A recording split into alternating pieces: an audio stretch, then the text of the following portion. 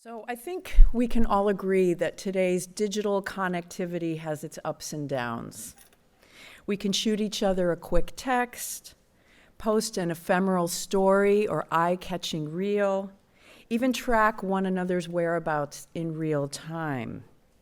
And yet, we can still feel strangely isolated, because in the end, a text is not a hug, a story is not a conversation, and you can't smell and taste Sunday dinner on a reel.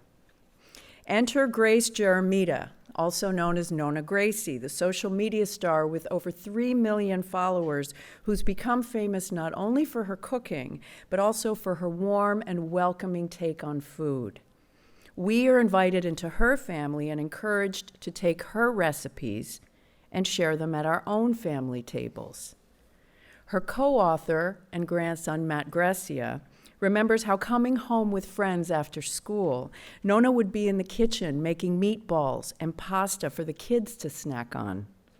He sought to build community by recreating the experience of sitting at the counter, watching Nonna cook while listening to stories. For Nonna, that time spent cooking was about talking, sharing, keeping the family close, and experiencing ordinary but all-important togetherness. Today, we're lucky to have both Grace and Matt here in conversation together on our stage, talking food and family with us. Please help me welcome Grace Jeremita and Matt Gracie. How's everybody doing? Awesome. I'll start this off. I think first and foremost, I just want to say thank you to everybody on behalf of both of us for coming out here, especially on a Tuesday morning like this. It's pretty cool to see all of you here. As far as the book goes, I think, it's hard to express how much this means, I think, to the both of us. From my end, this has really been like a journey of the last 2.5 years, trying to capture something in just a few hundred pages that I grew up with my whole life, and frankly didn't realize how special it was until I got a little bit older. I think a lot of us from this area grew up with pretty similar traditions and, food and just being surrounded by family. And I think growing up, we tend to feel as though it'll be there forever, and at some point you realize, wait, this is something that's really special that may not be here forever. And I think Nonna and I both feel as though a lot of these traditions are kind of dying as the new generation comes in. And so I think for us, the book is kind of an attempt to try and preserve that as much as we can, and most importantly, share it with all of you. And none of this would be possible without my beautiful grandma. So, round of applause.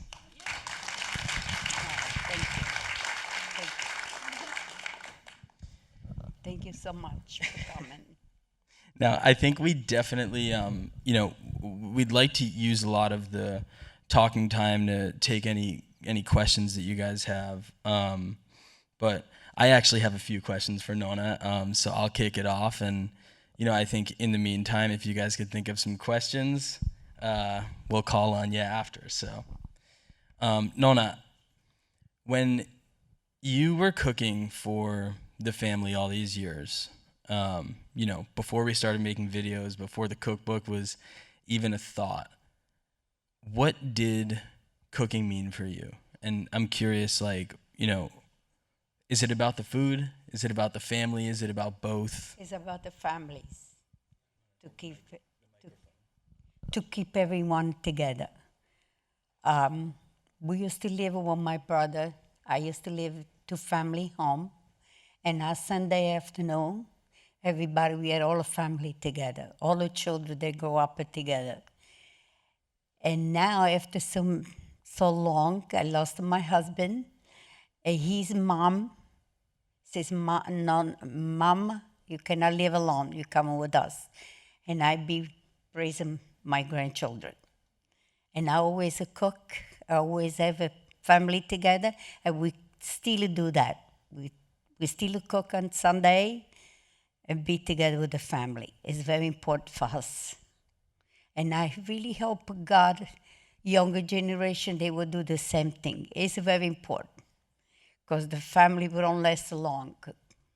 It's the time we gotta go. It's a wonderful thing to be together with the family.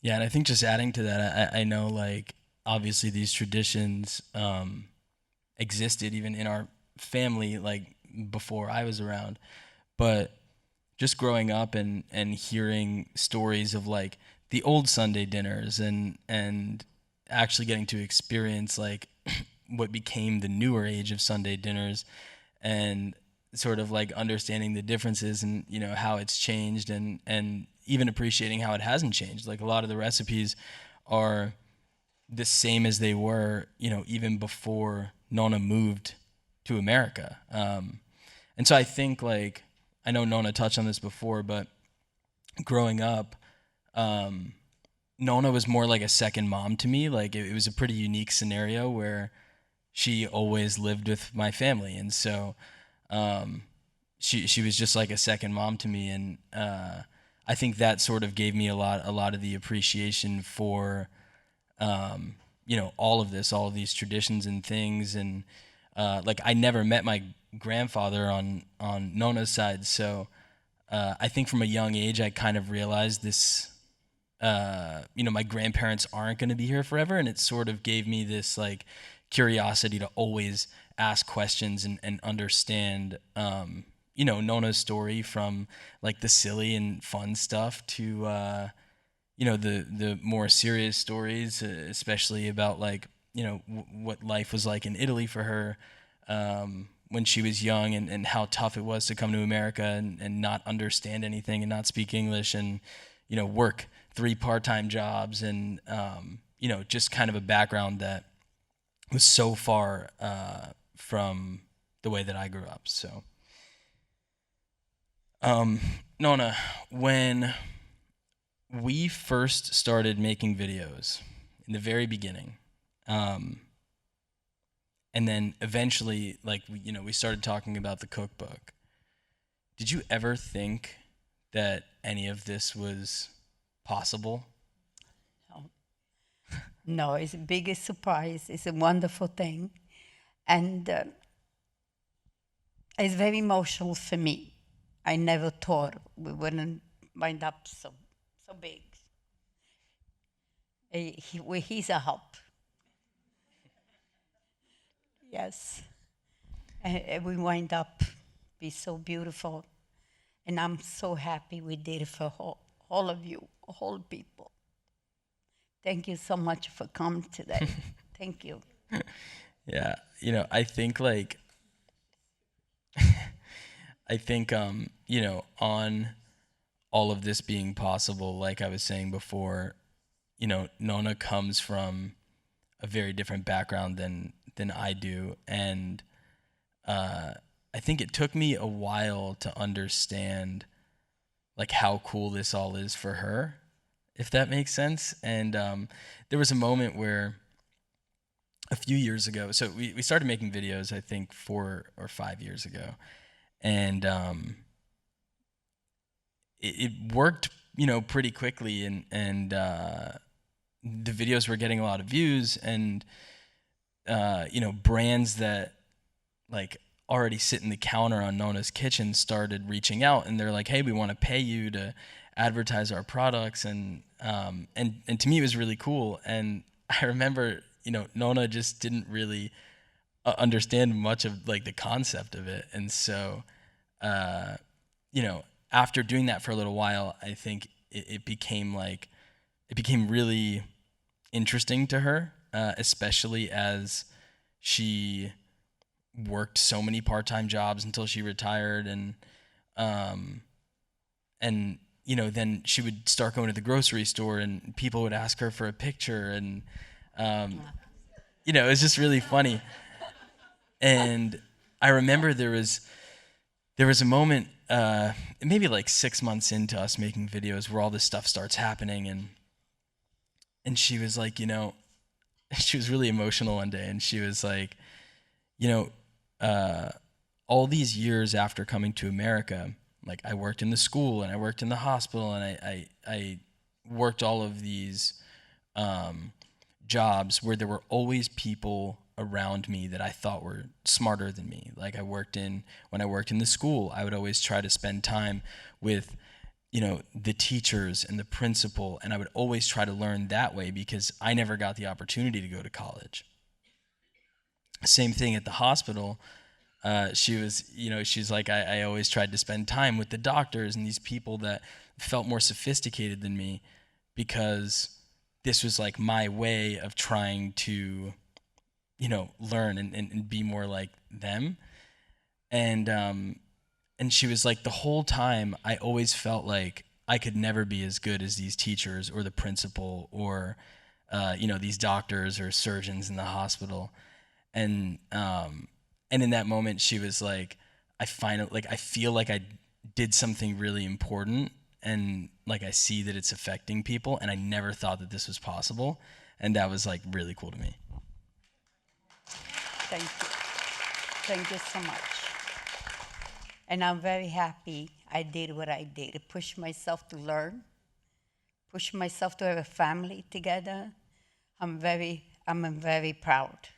And I'm very proud of everybody that follow me. Thank you so much. Nonna, do you ever worry that, the way you cook and the traditions and the way people like, like you gather with the family, do you ever worry that that is sort of dying with the new generation? I hope not. I'm sure my grandchildren, they're going to follow all of our tradition. I have about 10 grandchildren now. I have 6 great-grandchildren. And so he has a little son. Last night he came over, we made a chicken soup. So what we did, get a potatoes, carrots, mash it up, and feed him. And I couldn't believe he's going to be 7 months, and he enjoyed to eat. I says, isn't it not hard to cook a big pot of the soup, everything, and bring a family over? So we had another dinner last night. So we never know who's coming in. My friends, when they come, right away I make a lunch. We eat it together. And that's a lot of fun. It's not a work. Don't think it's a work. Think it's a fun. It takes 20 minutes, 25 minutes to do something. You have all the recipe, very plain recipe, nothing very fancy. It takes a short time. Try. Yeah, speaking of the recipes being, plain and simple, I remember, up to today, but I remember even growing up feeling like Nonna didn't know how to make a million things. She didn't have this massive arsenal of recipes, but the, few dozen things that she did know how to make were always incredible. And I was always really interested in the stories behind the dishes and how old they were. And I think Nonna has an interesting perspective because a lot of the dishes she learned when she came to America. There's a big difference between traditional Italian food and Italian American food, right? And so I think they're both great, but I was always really interested in the stories behind them. And one that really sticks out to me is the story of how you learned how to make braciole. So will you tell everyone here your braciole story? I was only 10 years old, and my mom and my dad, they had a latticini store. They used to sell, ricotta, milk, mozzarella, cheese, and they had to get out in the morning early. So my mom, she said, this is the sauce. You're going to make a braciole. Me, I got to make braciole. I can't make that. I made it 3 times, and they came the first time, not too good. The second time, okay. And the third time, he says, oh, wow, Mom, I made. And I started cooking. I was 10 years old. 10 years old. Used to make a minestrone soup. You know, we don't have money years ago. After the war, no money. And we used to make a minestrone, all the vegetable, all the escarole and beans, lentils. That's the food we used to make. We don't have any second dish to have like a meat and things. No, we don't. We used to have bread. We used to make a bread once a week in a brick oven. My mom, the sisters, and they teach us to make a bread. No, I make a bread. I make a bread. I make a pizza. I make everything. I learned back home. Yeah. All right, should we open it up to everybody to ask some questions? Yes. Sorry, I'm going to have to go first. Nonna, you're making me emotional. I'm sitting here in the corner crying. I'm Ellen Cravato, in case you don't know who I am, the CEO. That's why I'm jumping ahead of all of you. I grew up, Matt, like you did. My grandmother was from Naples. We have Sunday dinner. I just made Sunday dinner for my entire family this weekend. Wonderful. There isn't a recipe in this book I haven't eaten. I can't believe it, including shuril. Oh. How do you like that? You got it. You didn't call it that. That's beautiful. When I was a little girl, when I would come out of our pool growing up in New York, my mother would wrap me in a towel because, of course, I couldn't get spinal meningitis by being cold for 5 seconds. The other thing that happened was my grandmother would come out with a paper towel wrapped with the fried zucchini fritter made with the flowers. And that was my snack when I came out of the pool as a little girl. Very interesting. I just want to say how much I appreciate what you're doing. These recipes are incredible. I cracked up when I saw that it was chicken cutlets on the first page. I'm like, my kids know that exact plate of food every week. So thank you. And I encourage everybody to try these recipes. They're not hard, and they're such a taste of love. And I think that's what we're all feeling here today. So thank you so much for being Try here. escarole and beans. They're very healthy. Yes, Are shkarol and beans. Everybody should have that. It's so good. Exactly. Fiber. Incredible. Really. Thank you so much. Thank you.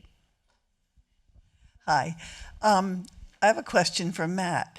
I want to know what your favorite food that Nonna makes is. It's a good question. I don't want to get myself in trouble here. I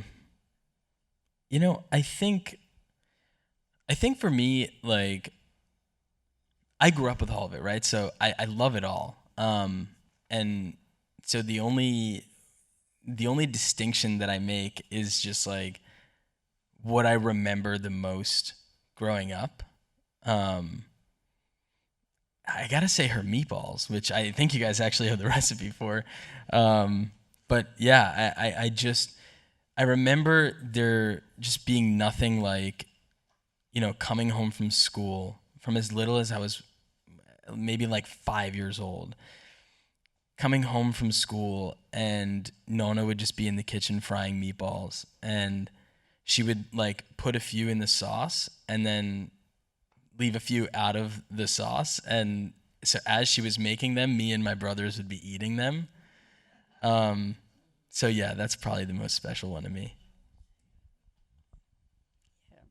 Anyone else with a question?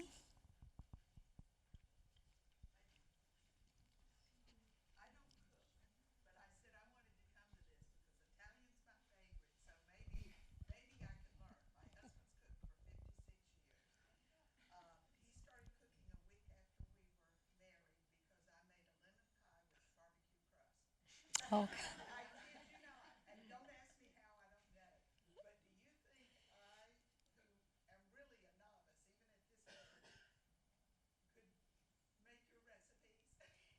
Is a try. Try. They're very easy to do, are very healthy for you, and you will have a lot of fun. That will relax you. To cook doesn't take long. Try. I can also attest to it. Like, I guess granted, I've watched Nonna cook quite a bit, but growing up, I never touched a pot or a pan. And so I got married about 1.5 years ago, and my wife likes to cook, but I realized maybe 6 months into getting married that, like, I miss the way Nonna makes this. and and so I started saying, oh, you know what, I'll make this tonight. And so I had no idea what I was doing, but I think I kind of figured it out. I think you've got this. It's never And too I late. cooks almost every day. Yeah.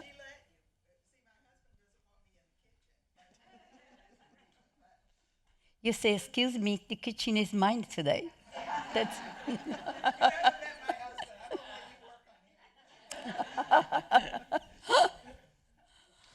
oh, that's wonderful. Nonna, I'm wondering, when you think about Italian cooking, Italy is 50 different countries of cooking, depending on where you're from. I come from South. From south, from Sicily, Yes. or from further? No, I come from South. It's Naples, From Naples, Salerno, Salerno, Amalfi Coast. Very close to that. Gaeta, Gaeta. Yes, know, yes. not too far from there. Yes. Yes. Um, Is it different for food from the north? Right, very different. Yeah, very different. South is the best. I'm sorry, it is. It's the Listen, best. any dolci. How have you found living in the United States versus the freshness that you have in southern, the fresh tomatoes, the freshness of the foods? Well, how have you adapted your recipes to the things that we can get we here? make our own sauce. We make our own sauce for the summer. And we send the boys to Jersey, to the farms, to get a 50 pounds bushel. And we make it sauce every year at the end of August. We find everything. Thank God, it's so far so good. We find everything we want. And we preserve them. I also pickle zucchini, I pickle eggplant, I do all that. And in winter time, we have the jar in the refrigerator, and we put in a salad. We make very interesting salad. We don't, sometimes we don't eat a lot of meat. We want different things, and we do. Yes. And my daughters, they learn how to cook like I do. And now he's cooking. Nonna, what's your earliest food memory with your grandparents? What do you remember? Like I told you, we used to have a lot of veggies, a lot of minestrone, a lot of beans. And my grandmother, they used to cook all that. Everybody used to cook that. And I do make it here. I have my grandson, he just had a twins. And I make all of these things for them. They could come and get it. They have a dinner a couple of times. That's all the food we eat. Yes. We have a question over here. Hi, I was noticing on your ingredients on the meatballs and flipping through the book that I don't see much garlic. Now, do you use much? Well, I don't use much garlic, but you could use it yourself. You could get a fresh garlic, mash it up and put it in. Parsley, you could do everything. Because you know what happened? These are grandchildren of mine, when they were very young, oh, I don't like the green, I don't like this, I don't like that. That's the reason. But you could do whatever you want. You could, yes. You put black pepper, garlic, parsley, a lot of pecorino romano, a lot of cheese. That give you beautiful taste. And use Italian bread, only the inside, wet, squeeze, and put in the meat. It comes in no milk. No, I don't use milk. I use water, I'm sorry. Yes, they come very moist. Just to brown a little bit, make sauce, and put them in, let it finish cooking the sauce. They come very moist and very juicy. You could use any meat you want. Veal, pork, beef, whatever you want. Nonna, have you always been so generous with your recipes? Because I know some people are very hesitant to share their Sunday dinner recipes, and they might even share them and hold something back. No, I don't. I really don't. I really don't. I'm so happy to teach people. And sometimes, they call me on the phone, I give it the recipe. And they're so happy, in a way. I give it the recipe, and they always make that.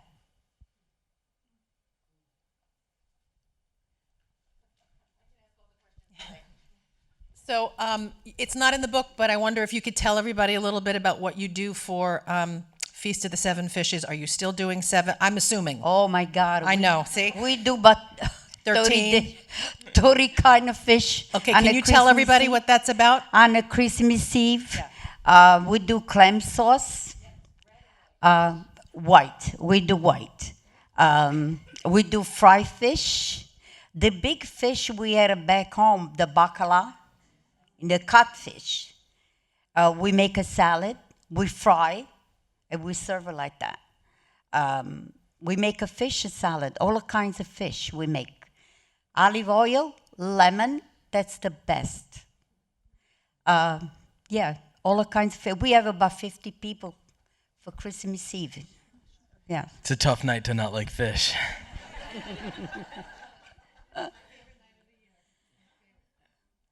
Hi, Nonna. My name is Patricia Thompson. I'm Italian-Irish. Randazzo is my mom's Randazzo, side. yeah. So We I had a grew- fish store named Randazzo Oh, from Queens, in right? the Bronx. Yeah. I grew up in an American family. My mom was Americanized, but in her late 40s, she wanted to learn everything because she didn't grow up in the Italian family. She was pulled away. Divorce in the 1930s was not good. Anyway, my siblings and I, 5 of us, grew up in a kitchen with wooden spoons and no mixer. And I see on your recipe, you use a wooden spoon and mix with hand. Yes. And to this very day, friends have gifted me, the KitchenAid mixer. I use it for bread. And my siblings have given me the spoon, the metal spoons. But something, I've never thought about it. It's in my heart. I stick with the wooden spoon. It's broken in parts. I can't get rid of it. My mom passed away 7 years ago. I can't get rid of it. Yeah. But I still use it, and I use my hands for everything. You use your hands. It's okay. Long as you wash all the... I'm always with the... I don't have no nail left. I don't have no nail left. I'm always under the water. Yeah, it's fine. Use So- your hands. As long as you're nice and clean, don't worry about it. So that is more something from the heart versus utilitarian, like for the recipe. It's you could do either way, Yes. but those things are more something from the heart Yes. and the family. Okay, and both my maternal grandparents are from Naples as well. Oh, wonderful. Thank you. Thank you. That's a wonderful thing. Keep your hands. Hi, Nonna Gracie. I'm here. What are you? I'm right here. I'm sorry. I am Filipino. I'm from the Philippines, but I am married to an Italian family. In fact, my family, they own restaurants in Greenwich. And so my question is, how do you cook when you're tired, but still want it to taste like love? Oh. How do you cook when you're tired? How do I cook when I'm tired?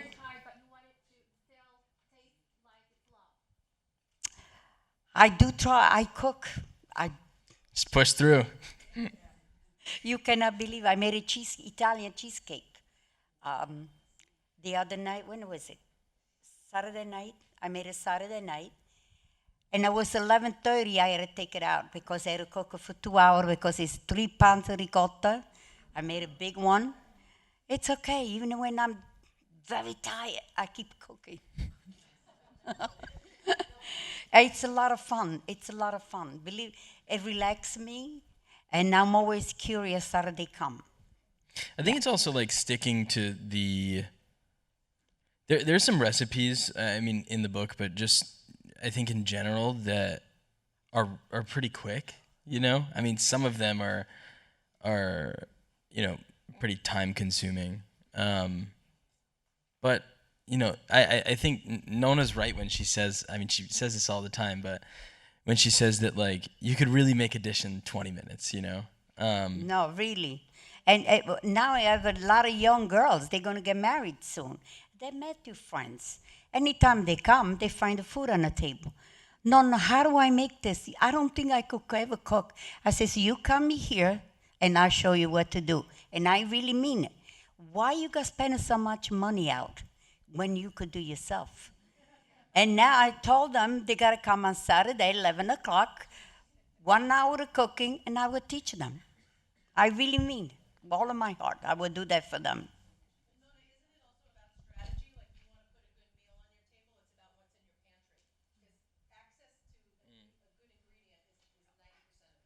Yes.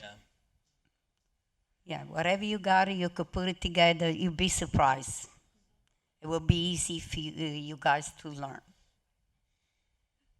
So I am almost 100% Irish and always dreamed of marrying an Italian guy with a mother who would cook me Sunday dinner because I could eat pasta 7 days a week. So my very important question is, do you have a 22-year-old younger brother that potentially would be available for my daughter? That's so funny. The younger one's off the market. The older one's like 31. He might be too old, so. Oh, very nice. Yeah. I have quite a lot Irish family. They live across from me. And when she comes, she says, Grace, what do you made it today? Oh, I made a steamed zucchini with the egg and cheese on top. Would you like a try? Oh my God, I never see anything like this. It's so good. I can't believe. So I says, Jane, come on, it takes you 10 minutes to cook. But she actually lived out your dream. She married an Italian guy who had a mom that cooked for her. Yeah, she got married to an Italian man. And now she has all the kids that they don't know how to cook Italian. And now they ask me to teach them how to make a meatball. Holidays, they four children. Now they got to come over one day and I got to teach them. Yeah.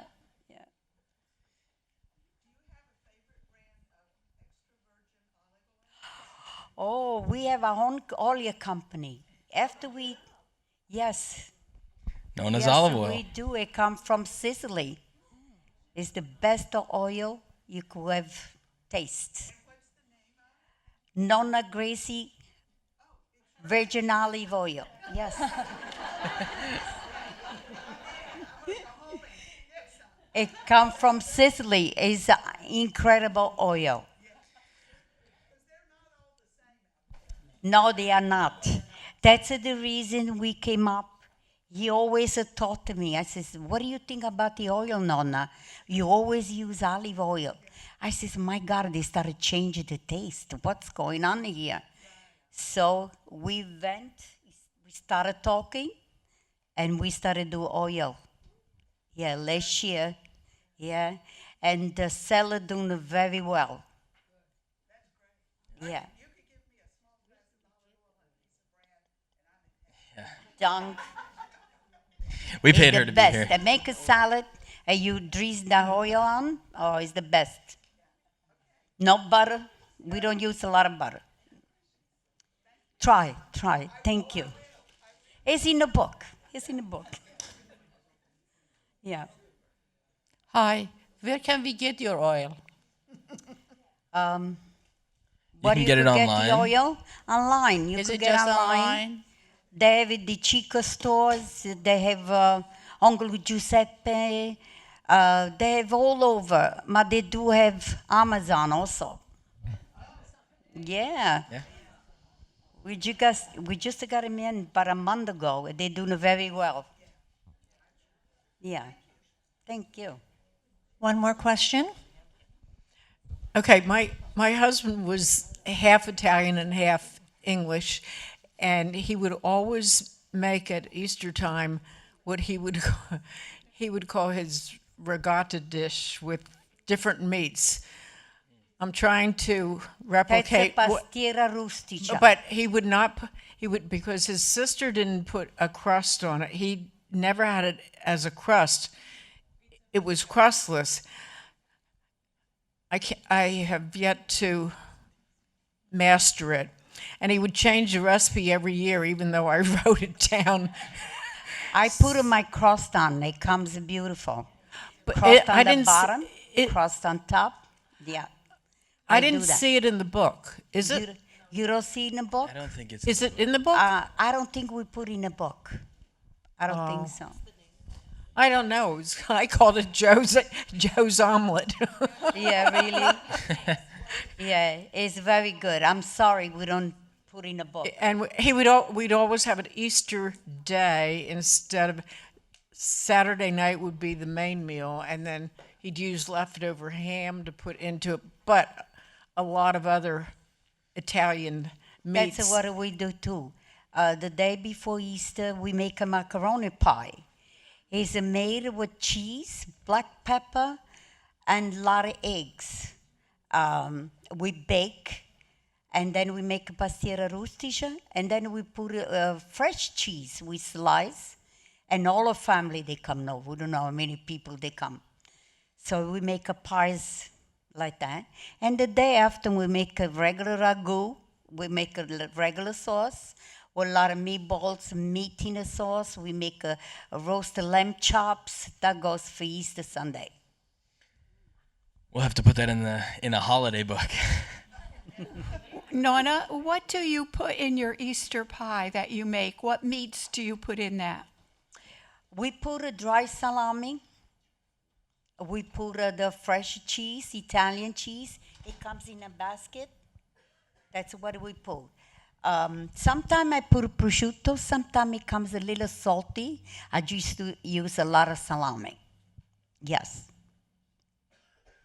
I put a dry mozzarella. I cut it off. I put everything together. I put eggs, cheese, and all that. I cook it for about 45 minutes. You could get a crust already made. Stretch it out and put on the bottom. I do make my own. Yes. Yeah. Thank you, Nonna. We are very, very hungry and very so excited sorry. to try all of your recipes. Thank you so much for today. Thank And you. Nonna will be guys. signing her books at the table here. Thank you very much. Thank you.